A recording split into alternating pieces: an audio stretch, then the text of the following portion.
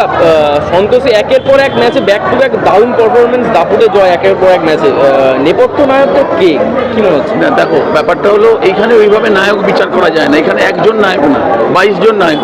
কারণ আমাদের ঘুরিয়ে ফিরে 22 জন খেলোয়াড়কে আমরা তৈরি রেখেছিলাম। তোমরা যদি ফাইনাল ম্যাচটা দেখো, সবাই এক্সপেক্ট করেছিল নরওয়ারি এবং হাসদা খেলবে, এবং আমি আবু সুফিয়ানকে দুটো ম্যাচ খেলাইনি, তার আগে সেমিফাইনাল কোয়ার্টার ম্যাচ খেলাইনি, এবং তাকে তৈরি রেখেছিলাম ফাইনাল খেলার জন্য। তো সুতরাং আমি প্রথম থেকে বলে আসছি, কেউ হয়তো সারা 90 মিনিট খেলবে, কেউ হয়তো 10 মিনিট খেলবে।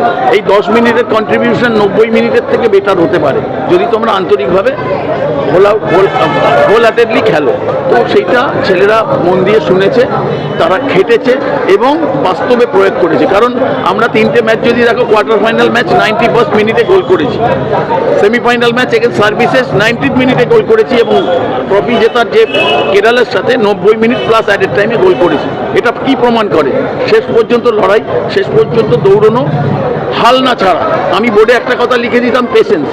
The goal may come within 10 minutes, within 15 minutes, maybe in the 90 minutes. তো তারা সেই কথাটা শুনেছে, একদম পুঙ্খানুপুঙ্খানুভাবে তারা অনুসরণ করেছে, অ্যান্ড তারাই নায়ক। এখানে আমি বলে খালাস, মাঠে যারা করবে তারাই আসল। তো সুতরাং all credit goes to the 22 বয়। দেখো, অনুভূতি ব্যাপার হলো, আমাকে উত্তরপাড়া থেকে শুরু করে মোহনবাগান চ্যাম্পিয়ন হওয়ার পরে 1 মাস ধরে এইরকম সেলিব্রেশন আমি সেই স্বাদটা পেয়েছি।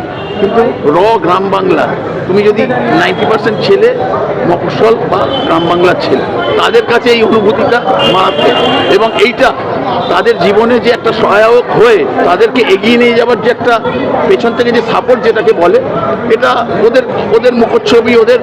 ওরা এখানে এসেছিল সেলিব্রেশন পাওয়ার জন্য। ওরা কখনো ভাবেনি যে ঘোড়ার গাড়ি চড়িয়ে রাসবিহারী লেক মার্কেট থেকে ঘুরিয়ে সারা চেতলা ঘুরিয়ে তাদেরকে এই মঞ্চে তোলা হবে।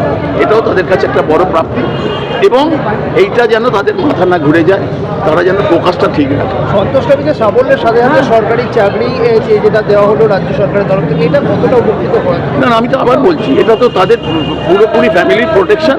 এবার তাদের পুরো ফোকাসটা ফুটবলের দিক অনেক কাজে দেয়। 8 বছর পরের এই জয় বাংলার ফুটবলকে কতটা মানসিক সফলতা দেবে? আমার মনে হয় এই বছর 88 জন ম্যাক্সিমাম ছেলে এসেছিল ট্রায়ালে, এবং সামনের বছর হয়তো 250-300 জন ছেলে আসবে, এবং মাথা খারাপ করে দেবে যে কোচ থাকবে, এবং এটা ভালো। এবং আমার কথা হলো, এই যে আমরা এত সেলিব্রেট করছি, বা কালকেও করবো, পরশু দিনও করবো, এটা যেন ক্যারি ফরওয়ার্ড হয়, কন্টিনিউয়াস হয়, এবং ক্লাব অফিসিয়াল থেকে শুরু করে আমরা যারা কোচিংয়ের সাথে যুক্ত, আমাদের আরও দায়িত্ব বেড়ে গেল বাংলাকে আরও ওপরে তোলা। এবং শুধু ফুটবল নয়, এইটা সমগ্র স্পোর্টস। কারণ রাজ্য সরকার যবে, পশ্চিমবঙ্গ সরকার মমতা ব্যানার্জি যবে থেকে এসছেন, খেলরত্ন খেল গুরু থেকে শুরু করে প্রতিদিনের প্রচুর খেলোয়াড়দের তারা সম্মান জানিয়েছেন এবং জানিয়ে চলেছেন। তো এটা একটা বিরাট ব্যাপার, এবং এটা আমাদের দায়িত্বটা আরও বেড়ে গেল যাতে আমরা আরও ভালোভাবে কাজ করতে পারি।